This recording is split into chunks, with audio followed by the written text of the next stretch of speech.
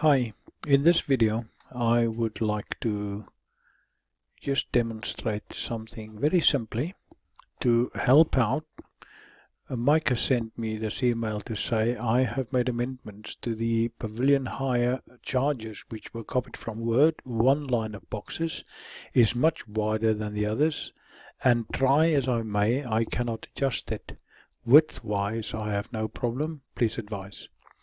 Right, so I have looked at the site, and this is the site. I clicked on the venue hire menu item to see what the problem is, and yes, it is quite clear that there is the problem there.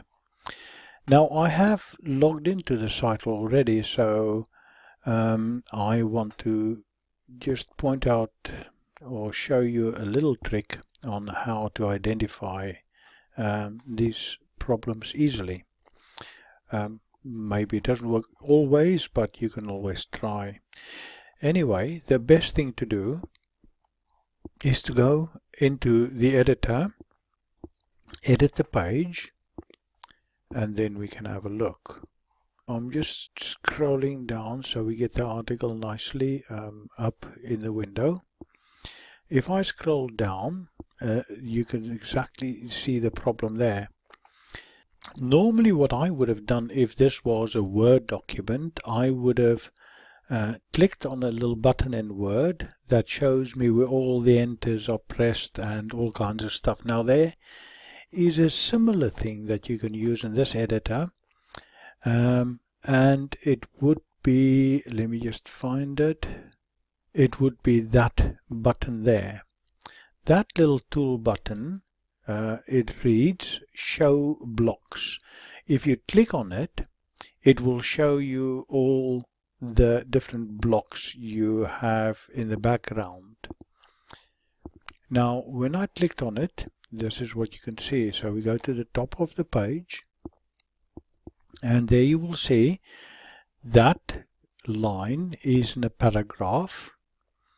There is an blank line or an empty line in a paragraph. Then that's what the P means. The P there means paragraph. There is another paragraph. There is a small paragraph there, and you can see how every piece of information or text is sorted in its own little paragraph, and then you have a div. Now a div, I'm not going to try and explain it technically, but it is more or less the same as a paragraph. So you should really only have divs or P, but it doesn't matter because it works all right on this page. Scrolling down, then it changes to P again, a P for a paragraph, and you can see that that block is in heading 1 text. So that's fine because it defines the size and the format of that text. Then there you have paragraph again, and then we come to this table that is really the problem, and immediately you will just notice that the problem about the height of that cell, and I'm going to click it off again. If you look at it now, it looks like the column is just big, and you can't understand why that is. When you click that on, then you realize it is because in this cell there are 3 lines. So if you delete that line and you delete that line, then only that line is left and you should be okay.